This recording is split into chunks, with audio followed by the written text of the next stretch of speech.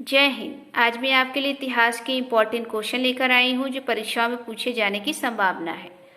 उम्मीद है आपको यहाँ से नई जानकारी मिलेगी, तो आप अपने नोट्स जरूर बनाइए। जैसा कि आप देख रहे हैं अशोक के अभिलेख। दोस्तों, अशोक के अभिलेख जो थे वो 4 लिपियों में लिखी गई थी। कौन कौन सी थी? मैंने यहाँ पे क्रम से लिख रखा है क्योंकि ये प्रश्न पूछा गया था। पहली थी ब्राह्मी, दूसरी खरोष्टी, तीसरी अरेमाइक, चौथी इंडो ग्रीक। एक प्रश्न पूछा जाता है सर्वाधिक किस लिपि में लिखी गई थी, तो वो थी ब्राह्मी लिपि। अगला क्वेश्चन है कृषि और पहिए का आविष्कार।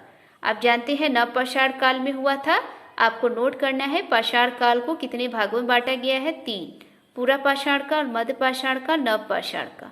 पूरा पाषाण काल में तीर और धनुष का आविष्कार हो गया था। मध्य पाषाण काल में पशुपालन, शैल चित्र और सूक्ष्म पाषाण का आविष्कार हो गया था। नव पाषाण काल में अभी आपने देखा कृषि और पहिए का, साथ ही साथ चाक और स्थायी बस्तियों का भी आविष्कार हो गया था। तीसरा क्वेश्चन है मोहम्मद गौरी ने भारत पर प्रथम आक्रमण किया। आप जानते हैं प्रथम आक्रमण भारत पर 1175 में मोहम्मद गौरी ने किया था। कहाँ पर किया था? मुल्तान पर। दोस्तों, ये मुल्तान जो है पाकिस्तान में पड़ता है, आप यहाँ देख सकते हैं। आपको बता दें कि अफगानिस्तान और पाकिस्तान ये पूरा पहले उस टाइम भारत था। मैंने यहाँ पर मैप के अनुसार देख रखा है, ठीक है। चौथा प्रश्न है पूरा पाषाण काल की अवस्थाएं थी 3। कौन कौन सी थी? निम्न, मध्य और उच्च। पांचवा क्वेश्चन है अंग्रेजों ने अपनी दूसरी कोठी स्थापित की। दोस्तों, कोठी का अर्थ है फैक्ट्री। तो अंग्रेजों की दूसरी फैक्ट्री कब स्थापित हुई थी? 1611 में। कहाँ पर हुई थी? मछलीपट्टनम में। मछलीपट्टनम के किस स्थान पर? अरमा गांव में। आपको नोट करना है अंग्रेजों की दूसरी कोठी जो थी वो दक्षिण भारत की प्रथम कोठी थी। और नोट करना है आपको अंग्रेजों की दूसरी कोठी मछलीपट्टनम थी, तो पहली कोठी कौन सी थी? वो थी सूरत। इसकी स्थापना 1608 में की गई थी। सूरत को उत्तर भारत की प्रथम कोठी माना जाता है, ठीक है। अगला क्वेश्चन है किस युद्ध से पहले बाबर ने जिहाद घोषित किया? उस युद्ध का नाम है दोस्तों खानवा का युद्ध। कब हुआ था? 1527 में। लेकिन इस युद्ध से पहले बाबर ने जिहाद की घोषणा की। और आपको नोट करना है खानवा के युद्ध के बाद बाबर ने गाजी की उपाधि धारण की। जिहाद और गाजी ये दोनों जो है बाबर की उपाधि हैं। ये प्रश्न बहुत बार पूछा गया है, ठीक है। अगला क्वेश्चन देखेंगे भारतीय राष्ट्रीय कांग्रेस की स्थापना कब हुई? आप जानते हैं 1885 में। लेकिन दोस्तों आजकल अब डेट भी पूछे जाते हैं, तो आप देख सकते हैं यहाँ पर 28 दिसंबर 1885 को। आप ये भी जानते हैं कहाँ पर हुआ था राष्ट्रीय कांग्रेस की स्थापना? मुंबई में। लेकिन मुंबई के किस स्थान पर? इसको आपको नोट करना है।